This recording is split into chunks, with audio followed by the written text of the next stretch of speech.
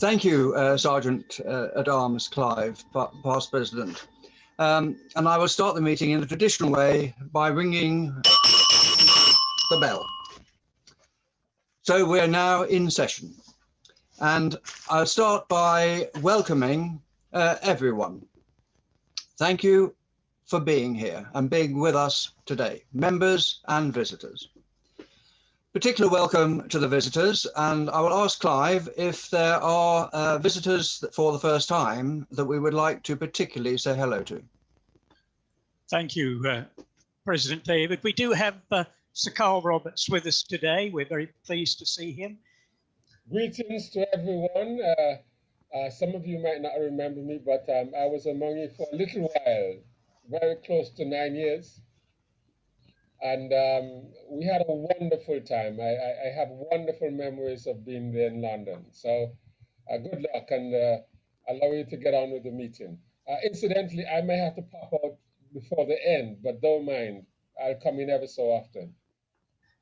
Thank you. Good to see you. Thank you, Carl. Pleasure. Thanks. We also, of course, have our speaker, but we will come to our speaker later.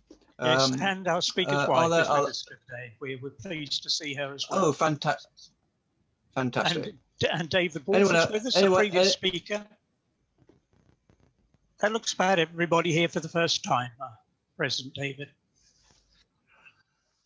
Thank you very much, Sergeant Arms Clive. I will start with Howie, the almoner. Howie, do you have anything to report to us? Nothing today, President, but only to say that I'm glad to see some people we haven't seen for a little while, so that's very encouraging. Silence from the almoner is always good news. Committee chairs. I know I'd like to hear from one or two of them. Chicago, you have a meeting following on from this. Do you want to remind us of the time of that? Today, after 3:45, we will start a committee meeting. Thank you. Thank you. Do you have anything else to report, Chicago, or are you happy to leave it for the moment? Nothing to add. Thank you. Our new Honorary Secretary-elect, probably her first attendance in at a meeting after her election. Do we have anybody? Is Stephanie on the call? Do we have anybody from C&V on the call? Don't see anyone.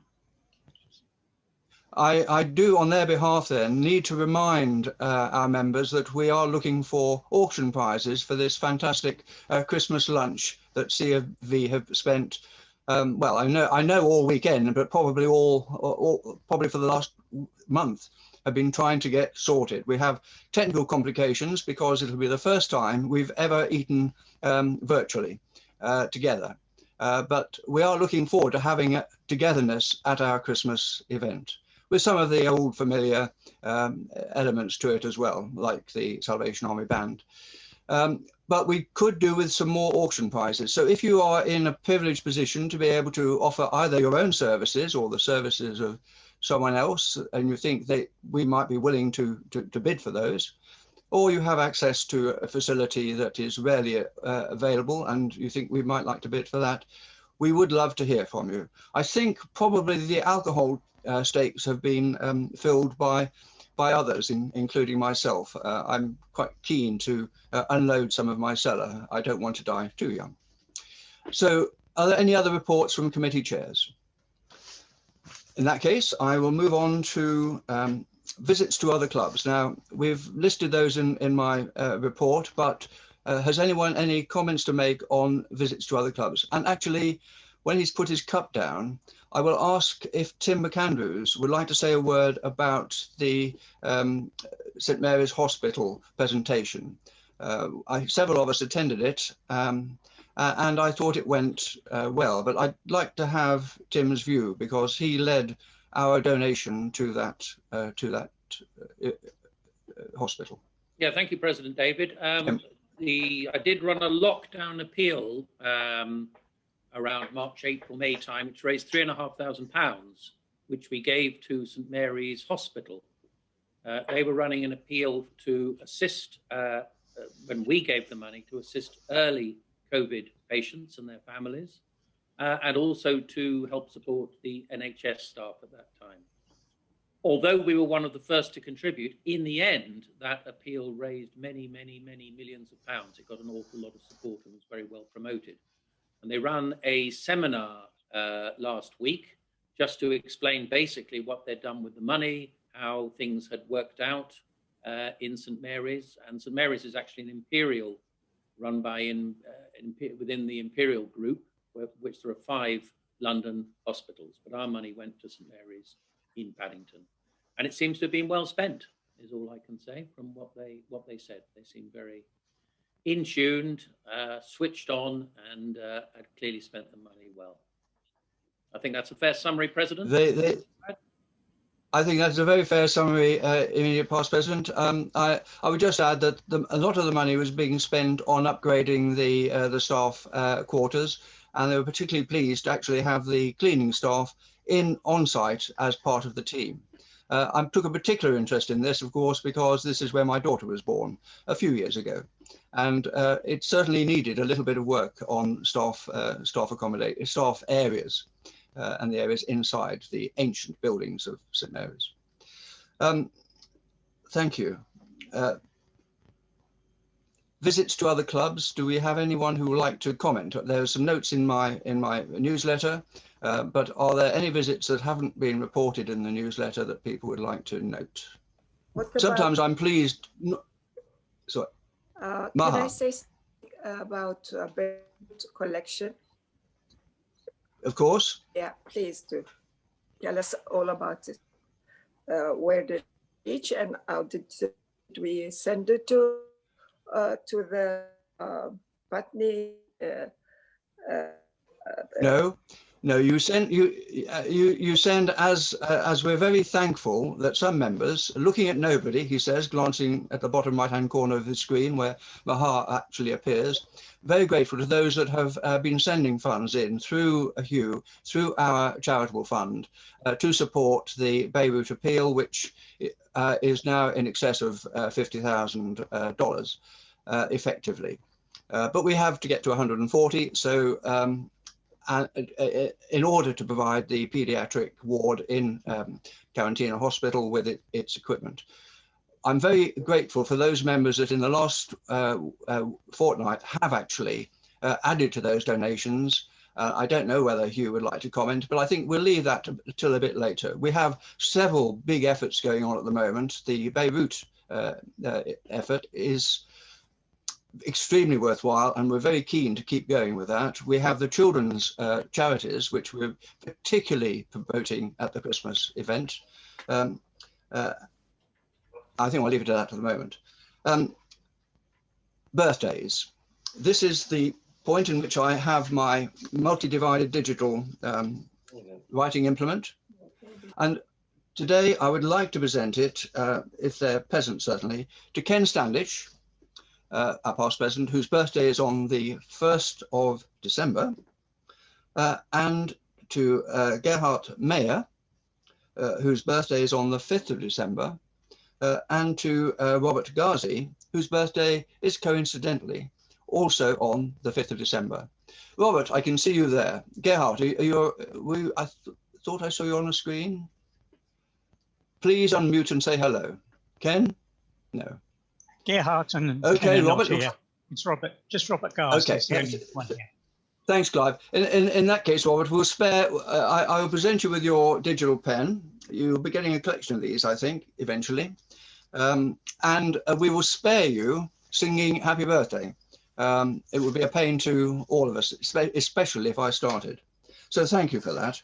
I can see Hugh's tie now. That's why he looks so smart, because it's St. Andrew's Day. Could you give us your talk now and repeat it next week? Could you give it us now so we can put it in the newsletter? St. Andrew's Day. Scotland actually shares custody of St. Andrew with various other countries, including Cyprus, Romania, Barbados, Greece, and also Malta.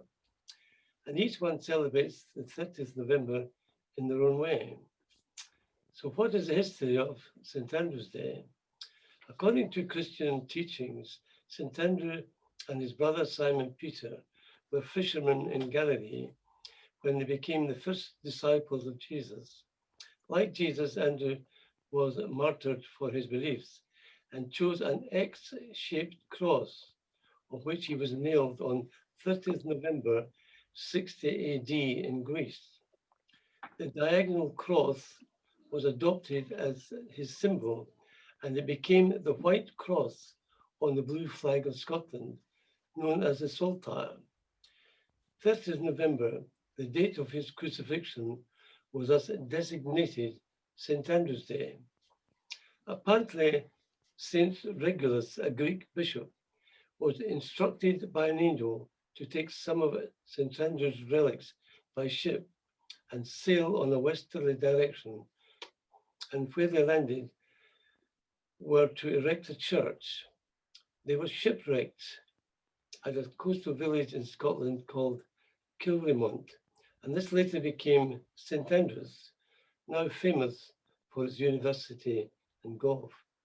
Sadly, the relics and the cathedral were destroyed in the Reformation, but the Archbishop of Amalfi gifted a piece of St. Andrew's shoulder blade so that the saint would remain forever in Scotland. Although St. Andrew never set foot in Scotland during his lifetime, since 1000 AD, the Scots have been celebrating his honor, and he was declared the nation's official patron saint when Scotland became an independent nation by the Declaration of Arbroath in 1320. St. Andrew had a generous and cooperative spirit, and is the patron saint of fishermen, fishmongers, singers, and ladies. He was the patron saint of pregnant women, and is said to offer protection against sore throats and gout. It wasn't until the 18th century that St. Andrew's Day began to become an annual cause for celebration. In the year 1792, a group of wealthy Scottish immigrants set up the St. Andrew's Society in Charleston, South Carolina, USA, to promote a philanthropic ideals of the saint. Further societies sprang up throughout the states and were famous for their protection of widows and orphans. In London, the Caledonian Society, a members club near Hyde Park Corner, holds a St. Andrew's Day dinner every year, and that will be tonight. Our Rotary Club has surely had a number of Scots as members in the past, and many a Scottish speaker at its meetings, among whom was Sir Harry Lauder, the famous entertainer in 1921. In 1926, when Stanley Leverton was president, John Reith was a member. He was an Aberdonian, the son of a minister of the Free Church of Scotland, and he later became Lord Reith, the founder of the BBC. Currently, our senior non-member, Prince Philip, although not Scottish, is of course the Duke of Edinburgh. And let us not forget too that Paul Harris, the founder of Rotary, his wife, she was Scottish, her name Jean Thompson, and is based in Edinburgh. 30th November is a bank holiday in Scotland, and various areas of the country celebrate it in various ways with traditional music, culture, colliders, cuisine, and a wee dram or two. You haven't mentioned John Buchanan. And of course, today we've only got two Scottish members, myself and John Buchanan. So I thought my research was interesting to bring to mind that Lord Reith was the founder. One of our members then was the founder of the BBC. That is fascinating, really fascinating here. And in a sense, it needs. I'd now like to ask us to do our traditional first toast of our luncheon, which is to the Queen. Those of you who have something with which to toast, orange juice looks great. Let us all toast the Queen.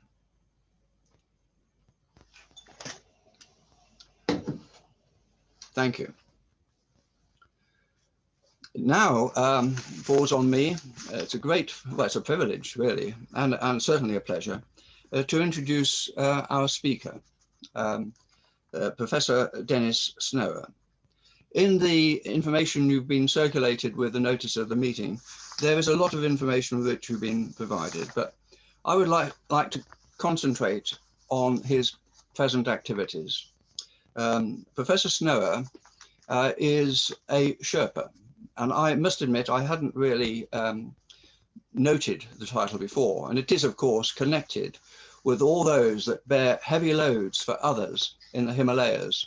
And they don't do it just once for one climber, they do it time and again as different teams want to be seen to ascend the pinnacle of their achievements.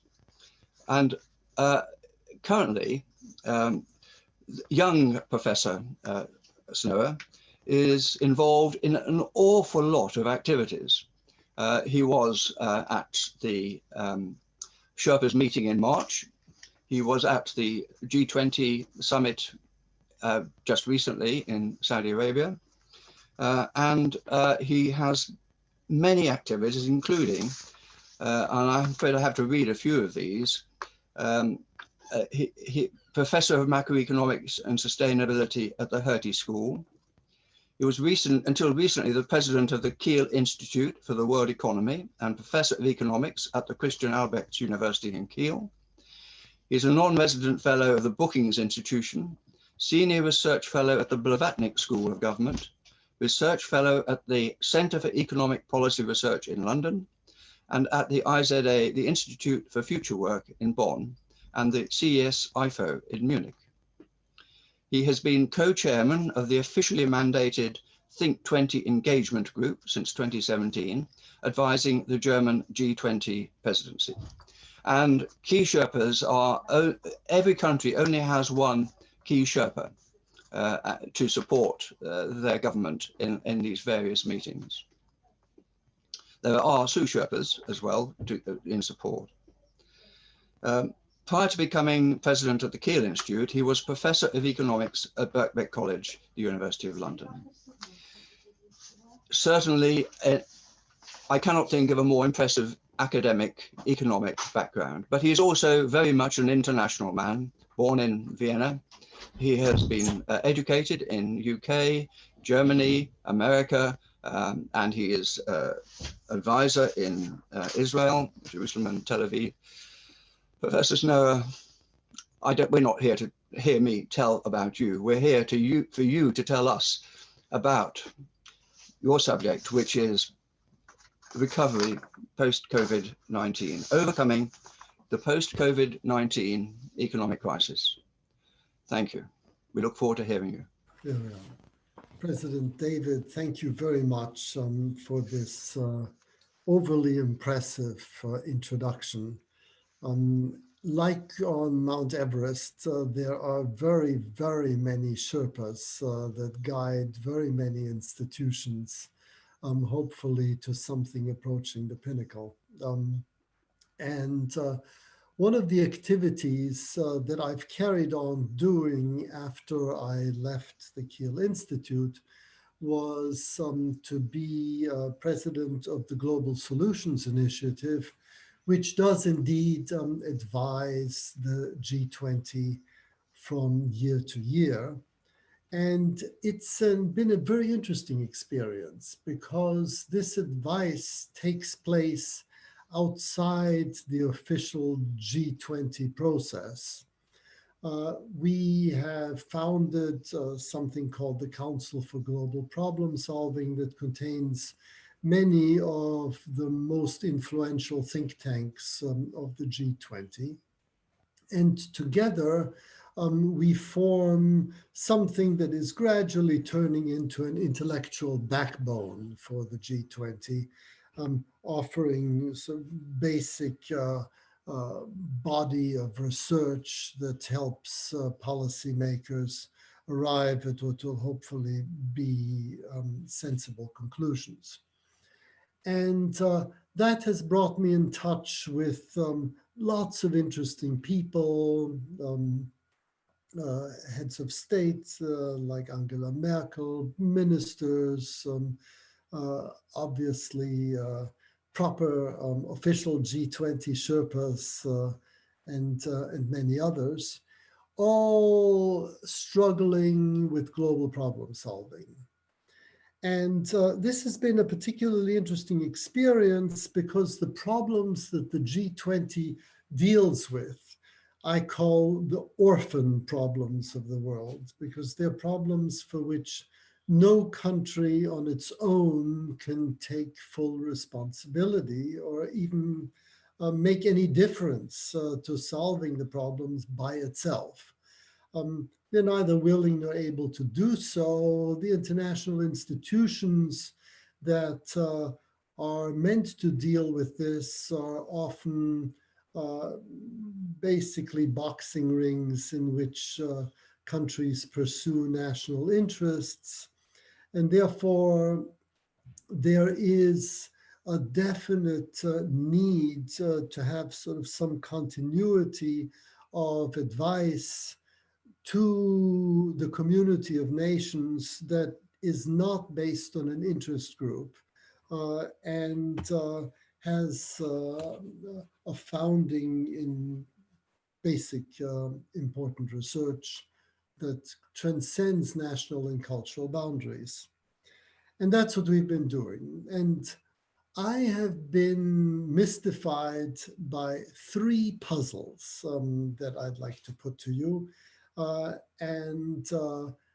Basically, the 15 minutes that remain at my disposal, I'll tell you with how my colleagues and I have grappled with those puzzles. Puzzle number one. The world is encountering a proliferation of global problems, very, very serious global problems. Climate change, it's a typical orphan problem. No country on its own can deal with it. Financial crises. This is not much in the news currently, but countries are becoming terribly indebted because of the expansionary fiscal policy that has been used to, at least in the advanced industrialized countries, to overcome the worst effects of the pandemic. Firms, companies have gone heavily into debt, as have households around the world. This debt is something that should concern us very much, because we came into the last financial crisis due in part to an excess of debt. Also in terms of an excess of mechanisms that deals with this problem. And the basic problem is still alive and well today. Very little attempt is being made to address it, except for some help with loans for the poorest countries of the world. I'll have more to say about that later. With regard to the pandemic, that's another global problem.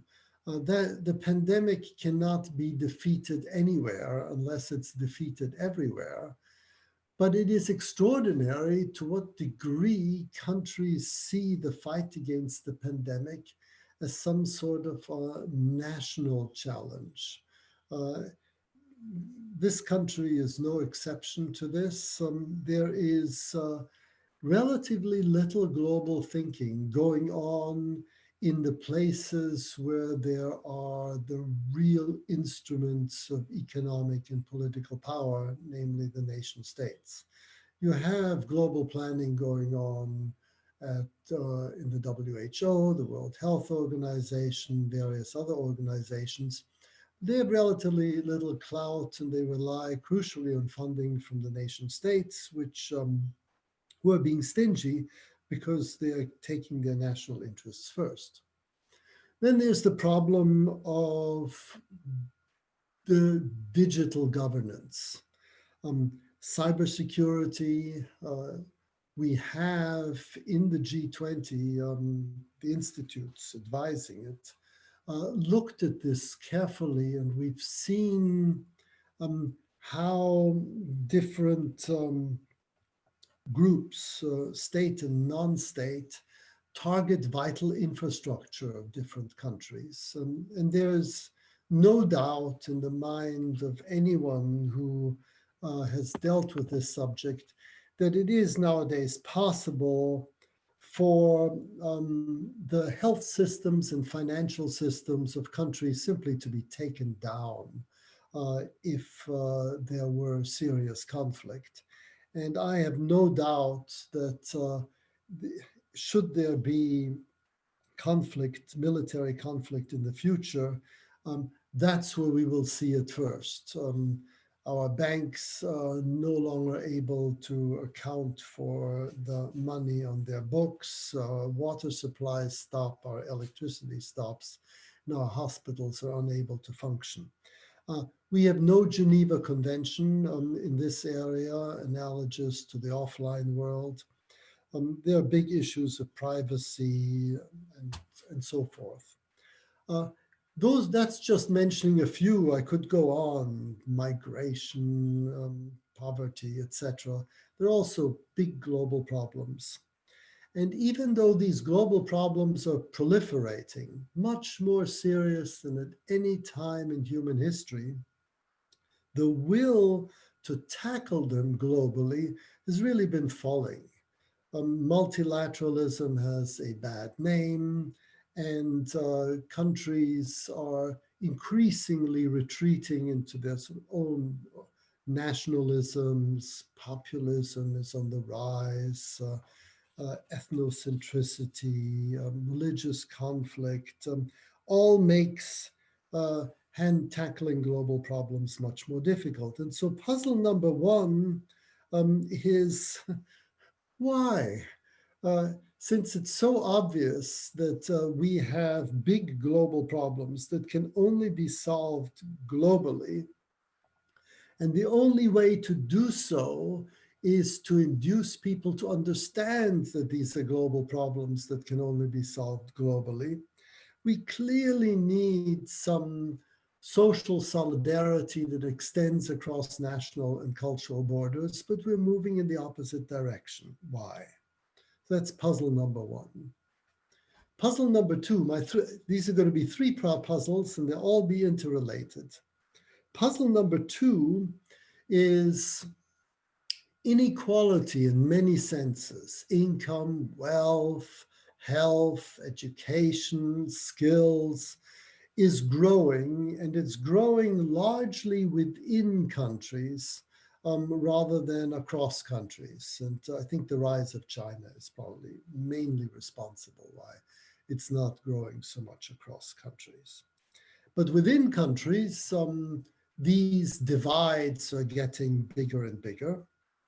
And increasingly we find, and this country is again no exception, that the disadvantaged vote for policies that will make them worse off. So the disadvantaged vote for protectionism, and protectionism will raise the prices of the goods and services that they need to sustain life. It will definitely make them worse off. And similar things could be said about migration. For aging societies, economists have been talking for ages about the need for more migration of the right sort in order to make up for the aging population.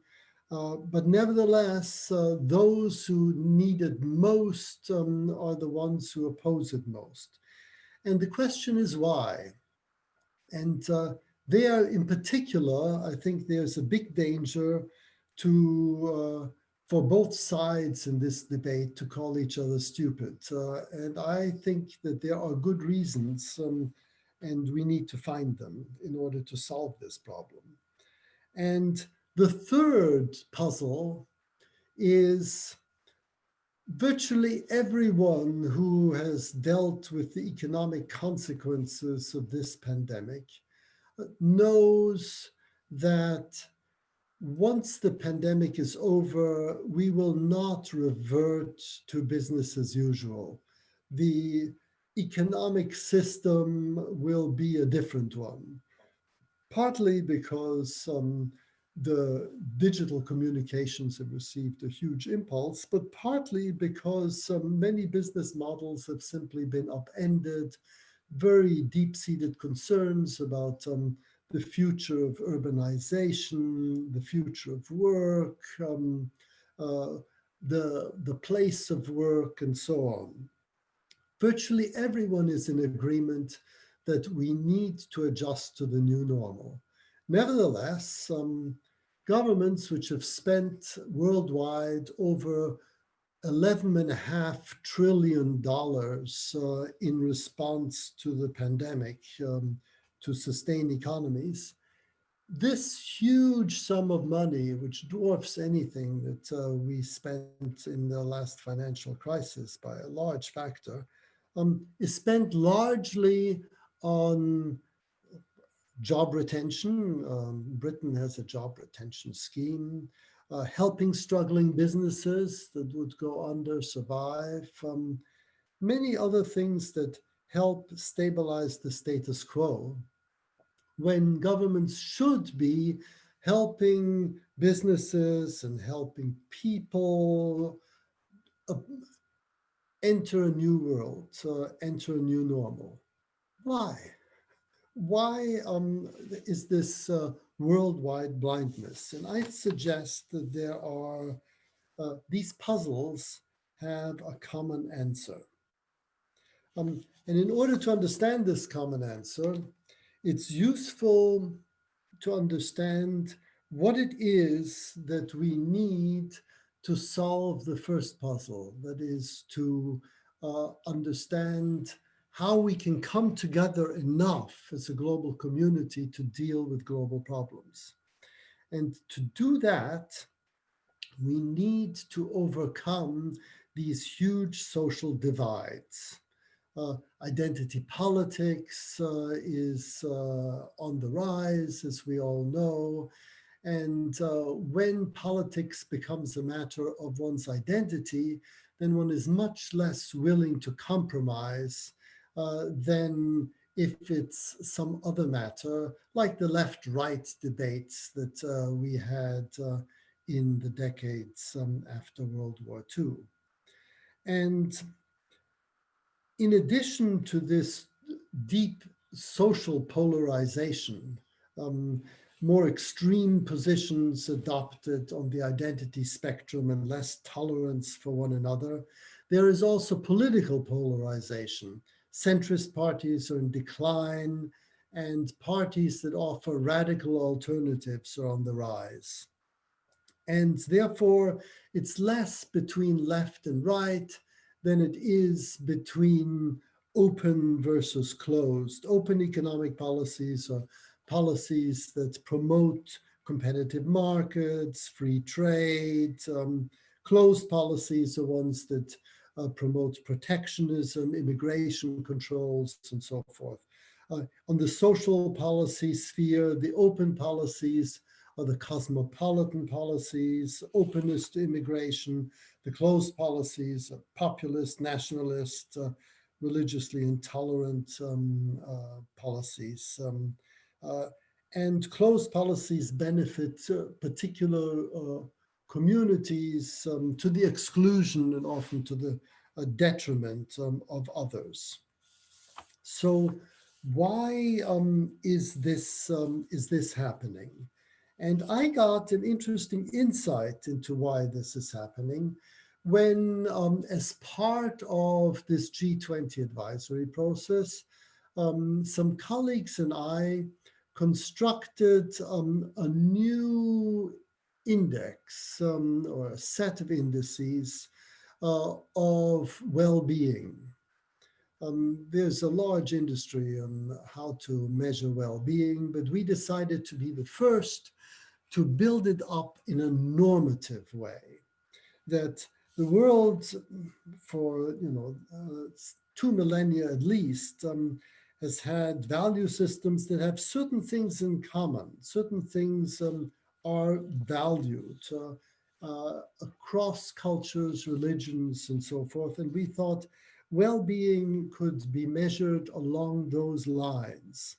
So one aspect that is currently being measured is material gain, GDP, and its distribution across the population, national income, material well-being.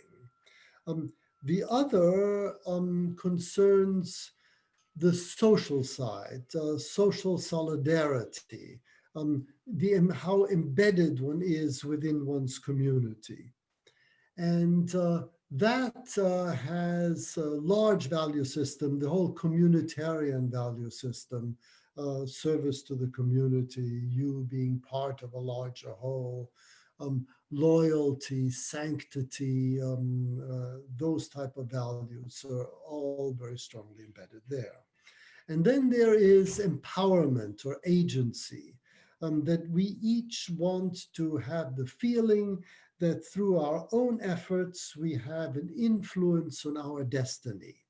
And that is sort of classical liberalism, that people have autonomy, they should be able to use it and so forth. It's a whole value system there. And then there's the ecological value system that we need to live in harmony with nature. That produced a simple dashboard, which we called SAGE, Solidarity, Agency, Material Gain, and Environmental Sustainability, SAGE, SAGE. And if a country has a strong sense of inward and outward solidarity, if people feel empowered to shape their own destinies, they are well off, or at least they can satisfy their material needs adequately, and they're not killing the environment, that country is doing pretty well. And so we looked at how these elements in the dashboard move, and we found, to our great surprise, they all have a life of their own. They move independently of one another. And so in the United States and in Great Britain and other advanced Western countries, GDP has been rising reasonably steadily since the last financial crisis. Then obviously it took a hit during the pandemic, but it's been progress. And if you look at solidarity, say in Great Britain, you'll find that 3 years before the Brexit referendum, the solidarity index in Great Britain collapses. Well, that's interesting. So GDP, people are, just as well off or better off than they were before, but their sense of community is eroding.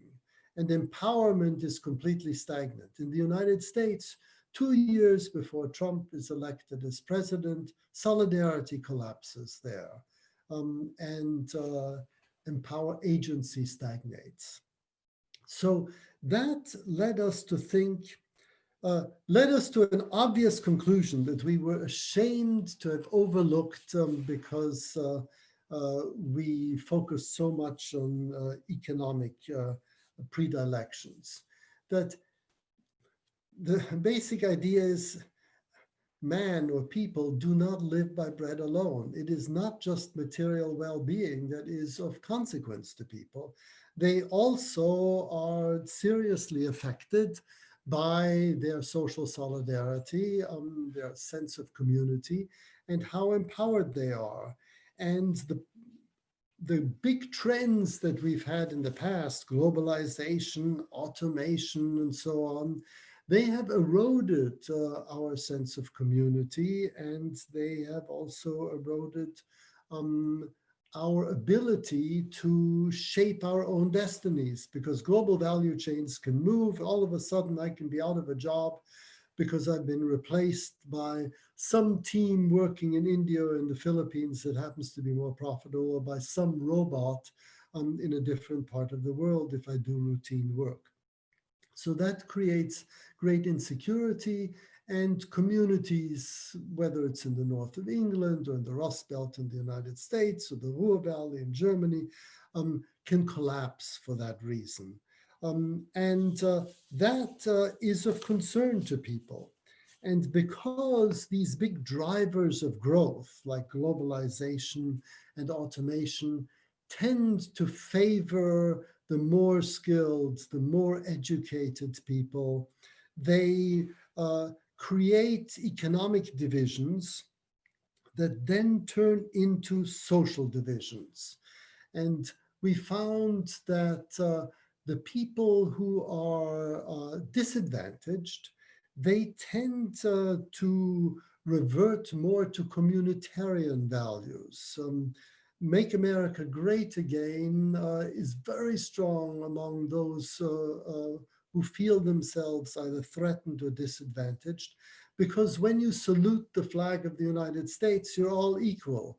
But when you're competing for income, you are less and less equal.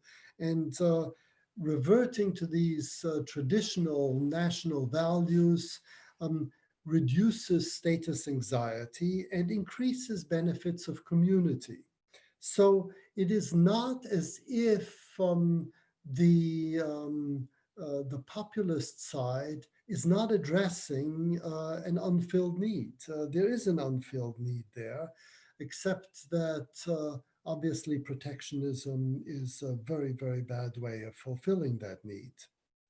And as the world progresses, we have more automation, more AI, more global value chains, at least in terms of services.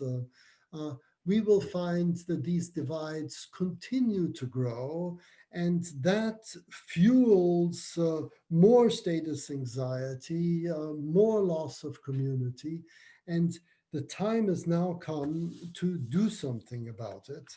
And that means relying on economic policies that are different from the ones that we've had before. And then I just noticed I've talked too long and I'm going to stop. But the old prescription that we simply need to compensate the losers, give them handouts. The one thing that even in Silicon Valley and California is very popular among the super rich is universal basic income. That is, let's give them some income and then they can feed themselves and then they'll shut up and let us get on with our business. That's not empowering. That doesn't build communities. And therefore, we need to think very differently, combine economic incentives with social policy, and in particular think much less about redistributing income and much more about redistributing economic incentives. That is, allowing the disadvantaged more opportunities to become integrated in the world of work and to upskill. And that is a mode of thought that particularly in times of pandemic is very far from where we are now. In any case, I've stopped mercifully, and thank you for listening. Thank you very, very much indeed, Professor. It certainly, we could go on listening, but I think we will hopefully be going on listening as you answer some of the many questions that I'm sure our members will have for you. I found your talk very interesting because you can put it against any construct, any institution. So I was thinking about how an institution like the Rotary Club, which has the same challenges, whether it could also find a response to that communal well-being that would actually improve our lot. But over to Clive. Clive, would you lead our questioners, please? Yes, thank you. I'm going to start with past President Anthony Newton, and then going to move on to Harry Simmons, and then Carl Roberts. More will be added in a moment. Anthony Newton, if you'd like to unmute yourself. And... Dennis, thank you very much. It was a magnificent, phenomenal address. I'll come to that in my vote of thanks. Two questions, please. One very short, one very long, one slightly longer. What basic structural changes do you think are necessary in this country for the advancement of life as you've been postulating it? And secondly, are you personally an optimist or pessimist? That second question was a typical Anthony question. I've very much prize. What structural changes? Now, that is a very, very big topic, but it involves thinking along a number of steps. The first step is we need to measure success differently from the way we've done so far. Currently, on the economic front, our measure of success is primarily GDP. How many goods and services are we producing? And on the business front, it's shareholder value. And that misses a lot of things.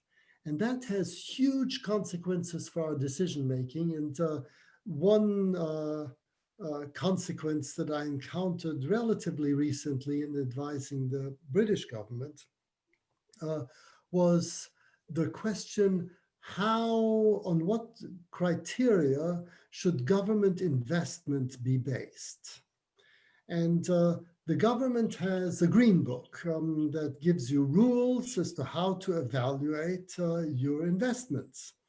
A lot is spent on infrastructure, and you look at the discounted value of expected future returns. And now, if you compare the present value of expected future returns of rebuilding Liverpool or Manchester, in part reviving that, and investing in Crossrail that will connect the financial sector of London to the center of London, Crossrail wins hands down because the returns are enormous. But there you've missed the social returns, you've missed environmental issues, you've missed the sense of agency that people are lacking outside London in Great Britain, with few exceptions like Edinburgh. So therefore, we need to think differently. We need, in addition to our normal accounting system, we need a social accounting system, an environmental accounting system alongside it, and then look at success in terms of this dashboard. And let me, I don't want to go on too long, but let me sort of break it down to the personal level, because I know when we talk, we always break it down at the personal level. If you look at why do people, individuals, value material things so highly? If you ask a person, why did you recently, how much pleasure are you going to get from the Lamborghini that you have just purchased? And the person will say, you must be crazy. Of course, I'm over the moon, and I'll get boundless pleasure from this because it's just such a wonderful car. Then if you ask that person in half a year from now, how much pleasure you're getting from your Lamborghini, the answer is, I'm not paying attention to it anymore because I've got used to it. And besides, my neighbor also has a Lamborghini, so this whole thing is of no value to me at all anymore. So we vastly and systematically overestimate the importance of material things in our lives because of the forces of adaptation and the force of status. And of course, we're also driven by herd behavior. And as consequence, we produce more and more goods and services, destroying our environment in the process. And therefore, we pillage the world for the sake of a material satisfaction, which ultimately fails to materialize. And that is what I call sort of the great wasteful delusion. And if we now focused on things that are really important to human beings and do not fade with habit or status, like your social connections, the care and affiliation in your community, your sense of achievement for having contributed to something that is bigger than yourself. Then we have taken sort of one important step conceptually in that direction. And then the next step is obviously government activity and business activity needs to be reported on that basis. The incentive structure needs to be changed in order for these organizations to act in accordance to what is being recorded. And that will have huge effects on our governance structure.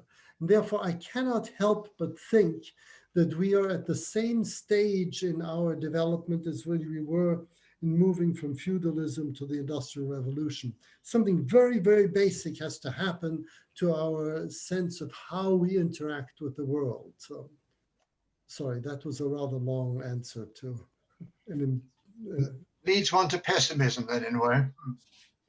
No, I think full of optimism, because we understand that there's something terribly wrong. And it's not the pandemic, it's the way we deal with the pandemic, and we're not dealing with it right because our society is divided. And that's clear for everyone to see. And therefore, we just need to think now more clearly on how to bring it together again. It's two questions, but I think they're very, very important. Very good presentation, I must say. Very, very good. But here's the first one. Small island developing states. Is the situation exacerbated by the significance of their size issue? First question. What you described there and how they fit into that. And the second is this. Is this phenomenon being driven by the 1%ers, those who are supremely and rich or powerful? And are they not more likely to reject any impetus for change? Could I just ask you the first part of the question, the size issue? I didn't hear the first part of your question because of some disturbance in cyberspace. Okay, you have heard of the terminology SIDS, Small Island Developing States, of which Antigua and Barbados. Is this issue exacerbated by our respective small size and the issues which come with just the size that we exist in? That's the first question. And the second question, the 1%ers who are benefiting the Lamborghini, who are there for short material value, would they not be the very same one to push back against any change? Okay, these are really two good questions. I mean, the first one, I think, to my mind, is reasonably straightforward.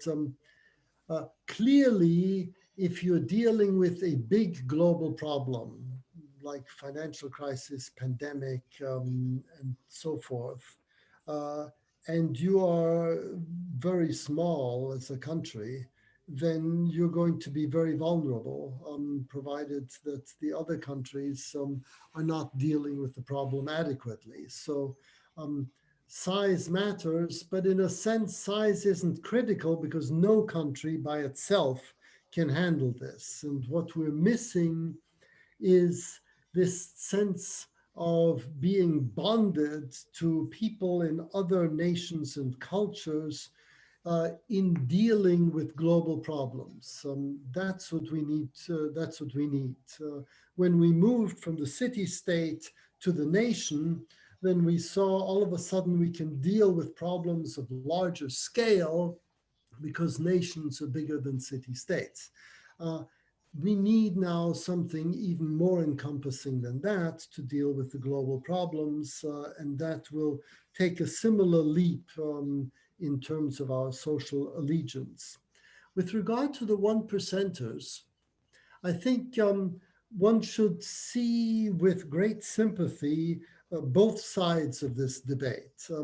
You have the disadvantaged voting for things that will make them worse off. And then you've got the advantaged voting for things that will make the disadvantaged worse off. And both of them have an internal logic. With regard to the disadvantaged, remember before the Brexit referendum, I thought one of the most harmful things that could have happened to the Remain cause was a study by the Institute of Fiscal Studies to the effect that if Britain leaves the EU, then that will be the equivalent ultimately of a 10% drop in GDP. And when I talked to people who were leavers, they said, 10% to get our country back, that's a price I'm willing to pay. So simply being materially well off is not the only thing that matters. With regard to the 1%ers, they have found that their road to status is by riding this technological wave and measuring their value in terms of their income and wealth relative to other people. And technology and globalization has favored them. And as long as they continue to gain relative advantages thereby, you can see why they would want to continue in this status tournament and peel off from the traditional communitarian values. Now, if we understand the problem in those terms, then I think what's clear is that you clearly need to give the disadvantaged more opportunities to become empowered in this new digital and globalized world. And there are ways of doing that by teaching them social skills together with technical skills, but focus on help to help themselves. And the 1% are not going to object to policies that empower other people. They may withdraw from support for a more generous welfare state that relies on passive policies, but they won't withdraw from that. And making sure that we return to values that we understood. After the Second World War, we had the wisdom of putting council housing everywhere in rich and poor areas so that people would mix. Then eventually we forgot this. When we started out with the limited liability company, that was seen as a huge privilege that should you go under, we're not coming after your wealth. And in return, this company was duty bound to give something important to society. Meanwhile, limited liability companies are created without any consideration for society. So we need to find those communal values again and make sure that everyone from an early age understands how important it is to bridge divides and give us more opportunities for bridging divides. Currently, everything, including our educational systems, gravitates against it. One of the places where divides were definitely bridged 50 years ago was the military, because everyone was drafted. Meanwhile, we've got a professional army, and that has gone by the wayside as well. So finding ways in which people across different divides can work with one another on projects that both find meaningful, I think is an important ingredient for future progress. I totally agree with what your response. It means that we have a big, huge Herculean task to get at some of the objectives you have identified. And in that point, I will yield to someone else because I know it's a hell of a challenge for us in the small states. Clive, shall I go ahead? Harry, yes, please unmute yourself and go ahead. Thank you. Yeah, I'm unmuted. Well, they say anyone who looks both ways down a one-way street is a pessimist. And we really don't need that. We need some leadership in this country.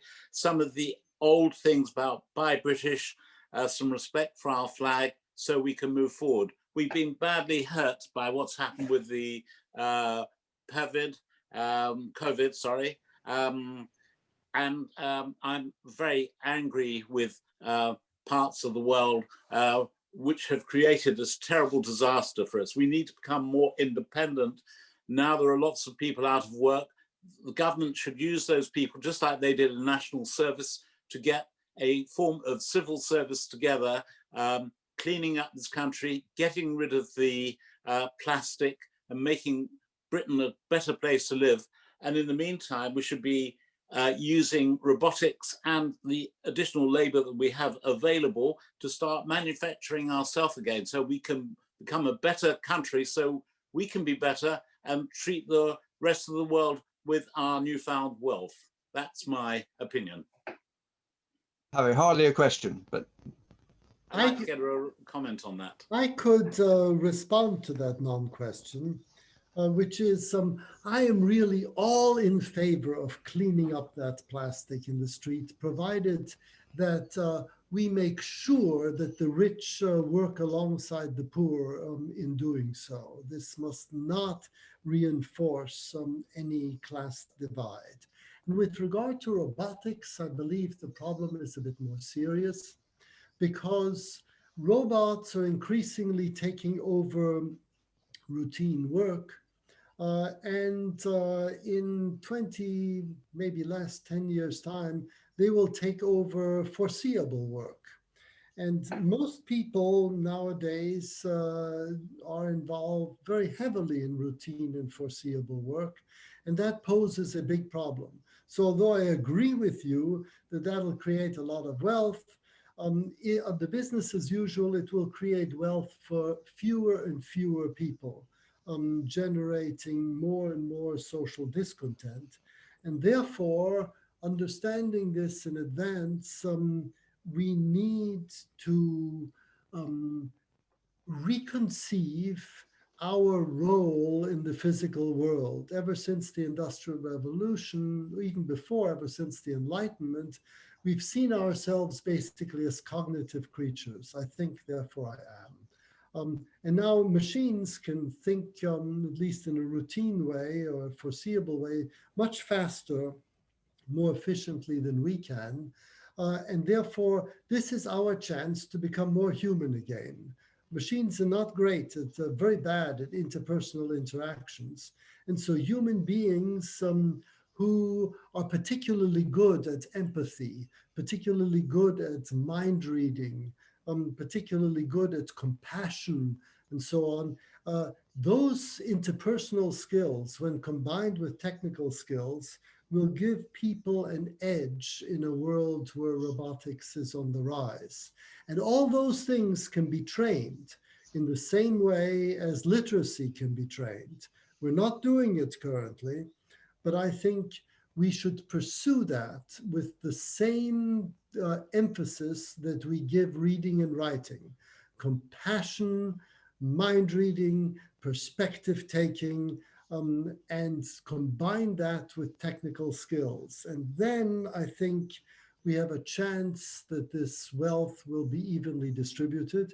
And hopefully that perspective taking will not be just perspective taking among us as British citizens, but it will go well beyond our national and cultural lines to enable us to take advantage of what are the big global gains and deal with the big global problems. Thank you.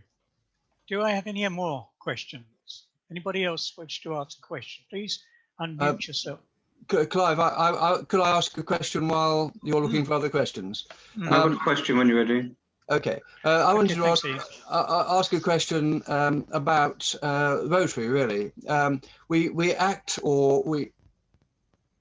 as a community, and one of the big campaigns that Rotary has been noted for has been End Polio Now, which it's been working on since 1985. And it involves Bill Gates on the one end of the scale, and your nurse who helps go into Africa to immunize children at the other, involving every country that Rotary is connected with throughout the world, and with the single objective of ending the epidemic. You have to actually remove the whole disease in order to have solved the problem. They see the infrastructure that they've built as being useful to work with COVID. It's an example, if you like, of using the infrastructure from one for another purpose. So if you need to have education, health education and so on in Africa or elsewhere, we did it for End Polio. Do you see an organization like Rotary playing a role in achieving some of the objectives that you might be setting for the G20? I really do think that Rotary has a very important role to play, because Rotary does bridge national and cultural boundaries. And that is one of the big challenges. One needs a sense of solidarity and identity that is not only inward looking, but also outward looking, outward solidarity, a way of finding ways to work with one another across national, cultural, and religious boundaries.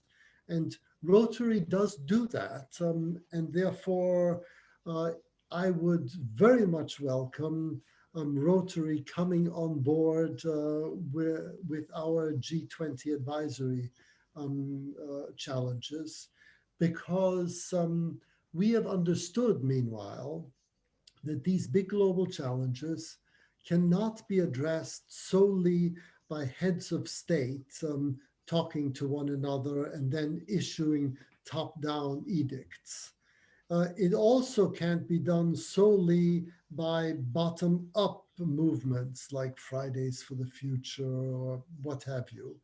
But you need a combination of the two. So and the G20 is a very flexible organization that has civil engagement groups, it has ministers, it has heads of state, it has working groups on various topics. It's very easy to slot into that. And I'd be very keen to engage with you, because polio is one of these global problems. You're absolutely right. Not only the infrastructure, but the thinking underlying polio will stand us in good stead in dealing with this pandemic and others. And in fact, this same thinking could then be extended to climate change and other global problems. It would be great to work together with regard to common challenges.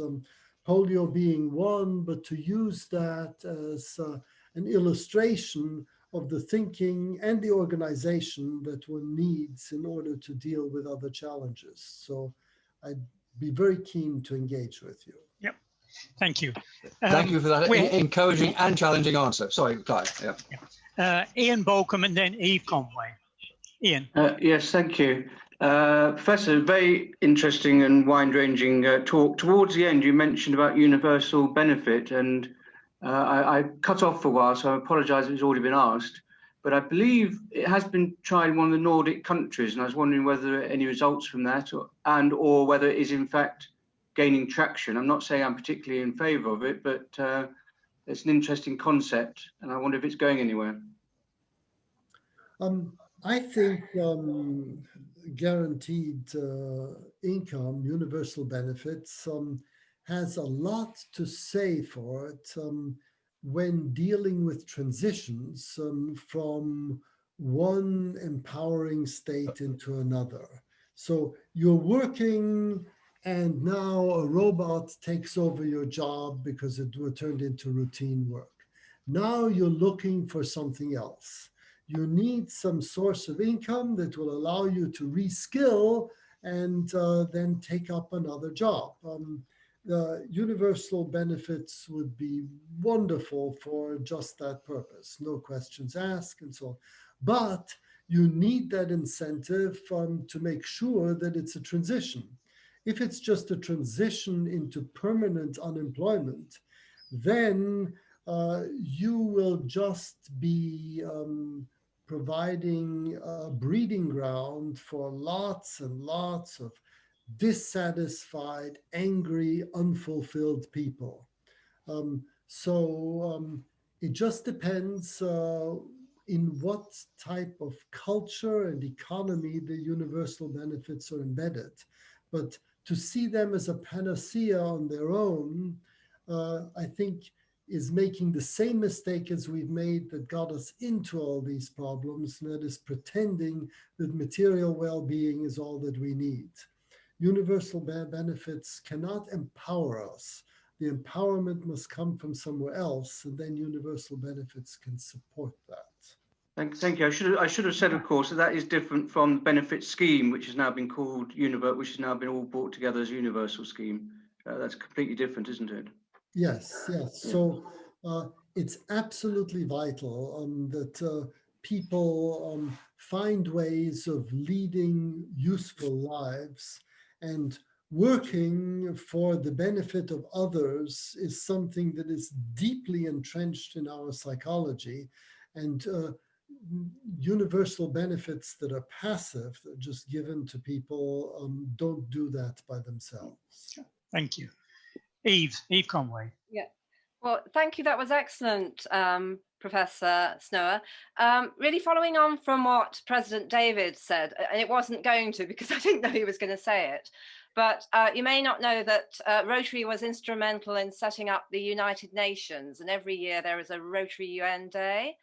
And also following on again from what President David said about the polio campaign, we have actually, I'm on Rotary International's End Polio Now Countdown to History campaign committee, and we are absolutely critical now in fighting COVID with testing, tracing, tracking, and polio workers actually adapting their skills and their knowledge to fighting COVID and doing it in a very successful way across the world. Again, also Rotary has all those things you were talking about that we need, being part of the community, feeling that you're doing something above yourself, and also really nations bonding together to solve global problems. And that's exactly what Rotary does. So I suppose at the end of that, my question is really, you weren't quite sure how we were going to solve the problem we're in. But do you really see Rotary and Rotary values as actually being able to combat that? I mean, should we all become Rotarians in a sense, or get everyone to become Rotarians to fight this? That is probably something we would benefit from, and the world would benefit from. But what's, deep down, do you think is going to solve this problem? From the serious question. I think the way to solve this problem is through multi-level governance. You need heads of state providing their institutional firepower, the spending, the infrastructure that's necessary. You need, on the intermediate level, associations like Rotary that help people conceptually build bridges across the natural divides. And then you need people on the ground feeling sort of personally empowered that I can make a difference to this huge problem by playing my individual role in a larger scheme of things. And so the visions need to be aligned from macro to micro. And Rotary plays a very important role on the meso level. And that's why I think none of us can do this on their own. Turning the entire world into Rotarians is not going to do it. All the heads of state agreeing on something top down isn't going to do it. And Fridays for the Future, their own won't do it either. But if we work together and align our visions with regard to very concrete problems, we can get quite far. And therefore, I was very serious when I extended my invitation to President David. We definitely do want to work with you, and we are able, especially through our organization, the Global Solutions Initiative, to connect your organization with other complementary organizations that can provide more leverage to what you do. Thank you. And to our final question, I'm sorry for others who are waiting, but we're running out of time. Vasi, would you like to address your question, please? This will have to be the last one, I'm afraid. Thank you. Thank you very much, Professor. My question is, since the pandemic, lots of people have lost their jobs, and especially young people in the 40s, early 50s, and some of them, most of them made redundant. How do you think that they will cope in the coming years in our country as well as abroad with all this unemployment? How are they going to, sort of earn a living, look after their families? Think the government will create more jobs? That's my question. Thank you. Okay, I think that's a terrific question and terribly important that we don't generate another lost generation. And it's a problem that is soluble. And it could be done, it needs to be done in some way that's automatic. We cannot be reliant on governments to make deliberate decisions to solve problems in order for this problem to go away. And therefore, I would favor a scheme much along the lines of the benefit transfer scheme that I recommended a long time ago in the late 80s that then turned into active labor market policies. The idea basically there was, if you're unemployed, then the clock starts ticking. And the longer it ticks, the higher the voucher to which you're entitled, that will reduce the cost of your employment. That is, it's like an employment voucher, make it cheaper for employers to hire you. And the more cheaply it will become for you to be trained. And the longer you're unemployed, the cheaper it is to hire you and the cheaper it is to train you. And this will go on until you are hired, until you are trained. And thereby, society would have some automatic mechanism that people who are disadvantaged would automatically be given support. Once you are hired, then the clock ticks and those subsidies would start going down again. Those countries that have done this, and a lot of countries have been involved in this, find this very successful method because once you're integrated into the world of work, even once the subsidy is withdrawn, relatively few of them find themselves jobless again. Particularly if the training that you get is the new type of training that I've been talking about, and also the OECD is now increasingly measuring, which is social competences combined with technical competences. So we need to think, after World War II, we invented a big redistributive mechanism, the tax and transfer system. And that is not adequate to the challenge that we now face. And now we need to do the same for incentives. Give the disadvantaged incentives to become employed and incentives to become trained. And then we automatically reintegrate all those who have been left behind. I think that is one important part of the answer. Thank you. Unfortunately, we cannot take any more questions. We have run out of time. So President David, would you like to invite past President Anthony to propose the vote of thanks? I'd love to invite the past president, senior past president, Anthony Newton, to propose the vote of thanks to. Very much. Oh, Dennis, would that you were a leading politician, statesman, or prime minister of a country, what message you would give us and how clear it would be. We have been privileged to hear a magnificent address, a phenomenally wide-ranging address, covered and explained in utter clarity, not in any way speaking down to us, but speaking to us on a level which we could really understand and appreciate. It was phenomenal.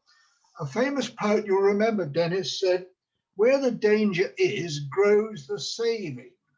In other words, in a way, that where the dangers in these uncertain times is, there is the possibility, there are the possibilities of really doing something major and recreating what we can for the benefit of all. So I would say again, it was a brilliant, outstanding talk. I congratulate you enormously on behalf of the whole club who've listened to you today.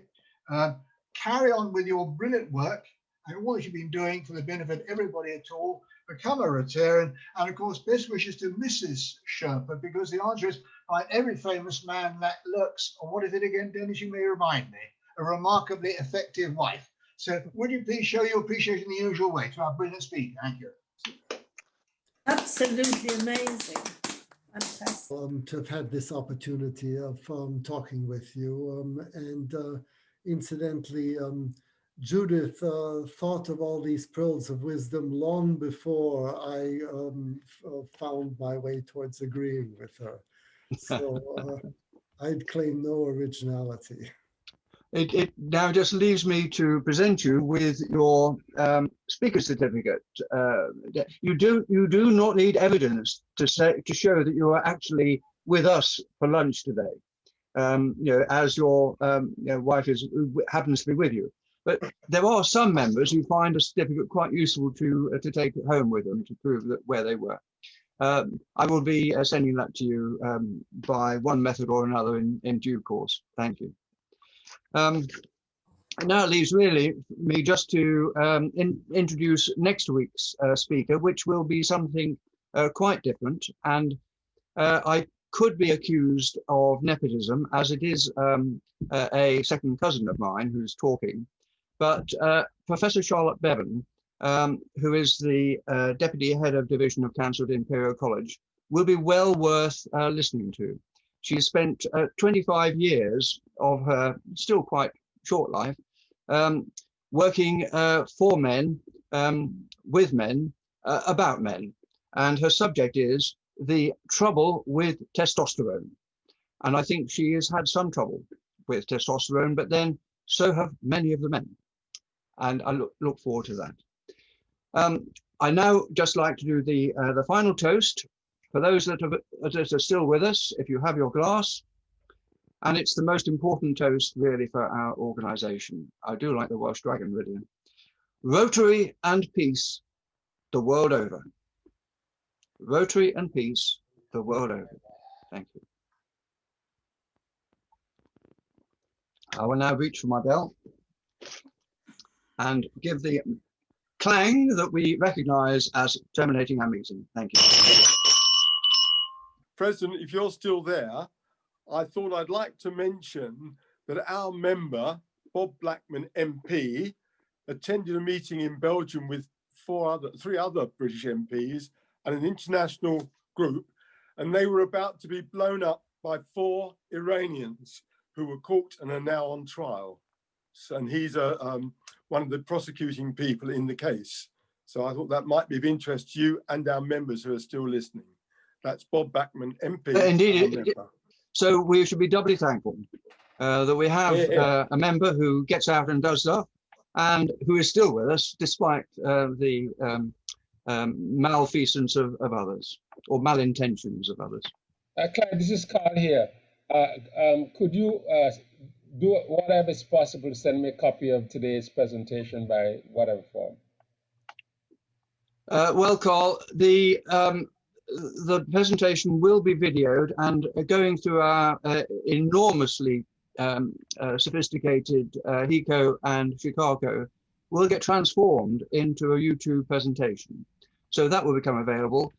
Nikki, our administrator, has also been producing very clear and detailed resumes of the talks, and that will be presented probably next week. So That information is available. You just need to keep a communication open with Nikki, probably. We have already. Thank you so much, Press. Well, I was going to say, is there anybody on screen who's not yet donated an auction prize for the Christmas auction? This is normally when you ask for the charitable donations, the screen suddenly diminishes and we get to a far smaller group of people. Tim, were you aware of that problem in Brussels? No. The interesting thing about the Iran thing was that it's been held in the old NATO headquarters, because that was the only place where they had enough room to get all the witnesses in. So it's a really interesting debate, because they have a big palace of justice here, which was not capable of running that particular trial. And I am also aware of need to provide you with a present for Christmas. Yes, David.